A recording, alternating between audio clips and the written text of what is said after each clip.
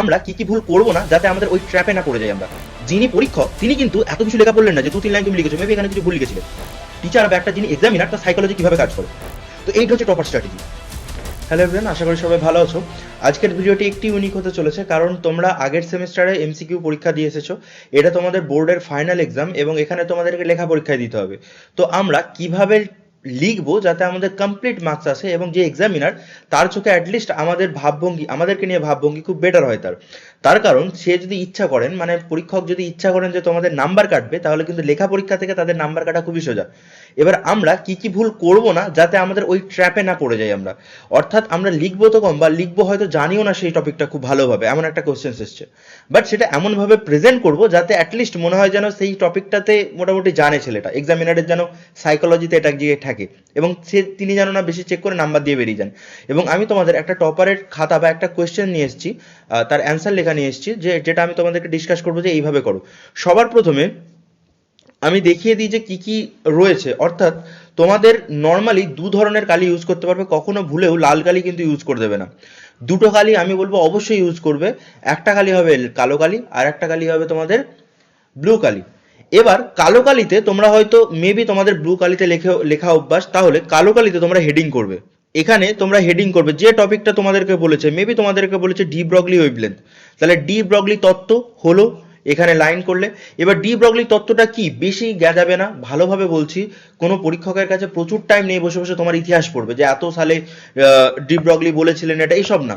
De Broglie তত্ত্বটা কি বলছে, খুবই সোজা সাপটা দুটো লাইনের মধ্যে লিখে দেবে যে এটা ডি ব্রগলি তত্ত্ব বলছে।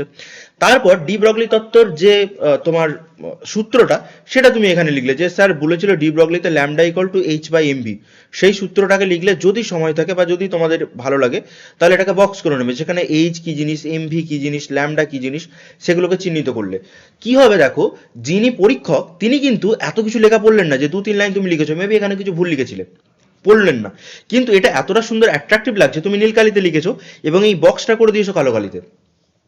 তাহলে কি মনে হবে যে ওনার চোখ ডাইরেক্টলি এখানে চলে এলো যে এটা লিখেছো, তুমি সূত্র ঠিক লিখেছো, আচ্ছা তুমি এটা লিখেছো এইচ কি জিনিস, এমবি কি জিনিস, ল্যামডা, তাহলে ছেলেটা জানে, এত কিছু পড়ার তার টাইম নেই। আরো বেটার হবে যদি তুমি এটাকে লিখে জাস্ট ছোট্ট মতো একটা গ্রাফ এঁকে দাও, যে ডি ব্রগলি তরঙ্গ দৈর্ঘ্যের এরকম একটা গ্রাফ এঁকে দাও, যে ল্যামডার সাথে এমবি কিভাবে পরিবর্তন করছে, অর্থাৎ ভরবেগের পরিবর্তনের সাথে ল্যামডা কি রকম পরিবর্তন করছে, ব্যস্ত আনুপাতিক আমরা জানি। এটা করে দিলে কি হচ্ছে, এই যে পুরো অ্যান্সারটা হচ্ছে, এটা জেনে টিচার তার কাছে পুরো অ্যাপিলিং লাগলো যে ওয়াও, ছেলেটা মোটামুটি জানে এটা, এটার প্রয়োজন ছিল না, ভালো করে লক্ষ্য করে দেখো, এটার প্রয়োজন ছিল না, বাট এখানে 2 মার্কস আছে। তোমাকে এই 2 মার্কস পেতে হলে হয়তো তুমি যদি এটা লিখে রাখতে, উনি পড়তেন দুটো লাইন ভালো করে যে কি লিখেছে দেখি, যদি ভুল বেরিয়ে যেত তাহলে 2 এর জায়গায় তোমাকে 1.5 দিয়ে দিতেন, বা আর একটু যদি ভুল পেতেন 1 দিয়ে বেরিয়ে যেতেন। বাট এখন তুমি নিজের খাতাটা করার কোনো চান্সই দাওনি, মেবি উনি পড়েছেন, কোনো ভুল পেয়েছেন, বাট তুমি এত সুন্দরভাবে অ্যান্সারটাকে গুছিয়েছো যে তোমাকে কিন্তু এই পুরো মার্কসটা তিনি নিজে থেকেই মনে করবেন যে না, স্টুডেন্ট অ্যাটলিস্ট ভালো কোথাও একটা ভুল করে ফেলেছে, এই নাম্বারটা দিয়ে দিই। তো এইটা হচ্ছে টপার স্ট্র্যাটেজি। আমি তোমাদেরকে কেন বলতে পারছি, কারণ আমিও একসময় এই ফেজে ছিলাম। আমারও মনে হয়েছিল যে কি হবে, ঠিক করছি কি ভুল করছি, বা যেভাবে অ্যান্সার আমরা করব সেটা কি ঠিক হবে ভুল হবে, আমি সেই ফেজটা পেরিয়ে এসেছি। আর ইভেনচুয়ালি আমি যথেষ্ট মোটামুটি ভালো নাম্বার পেয়েছি, যাদবপুর ইউনিভার্সিটিতে আমি পড়েছি ফিজিক্স নিয়ে। তো আমি সেই জন্য তোমাকে বলতে চাইছি, ইভেন আমি যে সমস্ত স্টুডেন্টের খাতা লক্ষ্য করি যারা ভালো নাম্বার পায়, ইভেন আমিও ভাবি যে আমি কেন একে নাম্বারটা দিয়ে দিলাম, ডেসপাইট হবে এখানে একটা ভুল ছিল।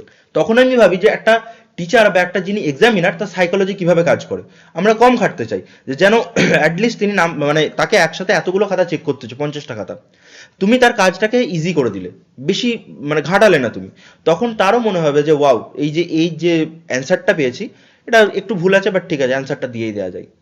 এইভাবে কিন্তু টিচারের সাইকোলজির সাথে খেলা করতে হয়, বা একটা এক্সামিনারের সাইকোলজির সাথে খেলা করতে হয়। এটা তোমাকে একটা অ্যান্সার দেখাচ্ছি আমি, এই যে অ্যান্সারটা ধরো রয়েছে, এখানে আমাকে বলেছে আইনস্টাইনের আলোকতড়িৎ সমীকরণ লেখো।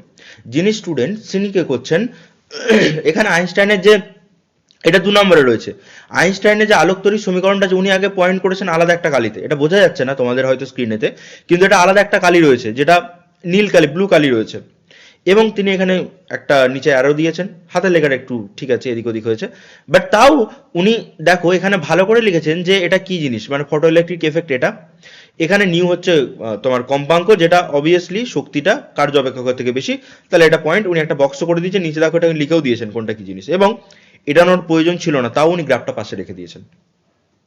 তিনি কি করলেন, তার জন্য 2 মার্ককে সিকিউর করে দিলেন এখানে। মেবি এটা থাকতো না, মেবি এখানে উনি একটা ভুল লিখেছেন, তখন কিন্তু আমি নাম্বার কাটতে পারতাম।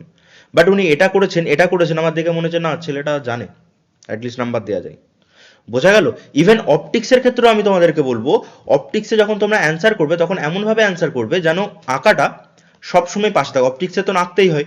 ধরো তোমাকে বলেছে যে মানে একটা প্রতিবিম্বের গঠন কত হবে যখন সেটা এফ এর উপর অবস্থিত হচ্ছে বা 2f এর উপর অবস্থিত হচ্ছে বস্তুটা, তখন 2f এর উপর অবস্থিত হলে আমি জানি যেটা কোথাতে হবে, 2f এর উপরেই হবে প্রতিবিম্ব।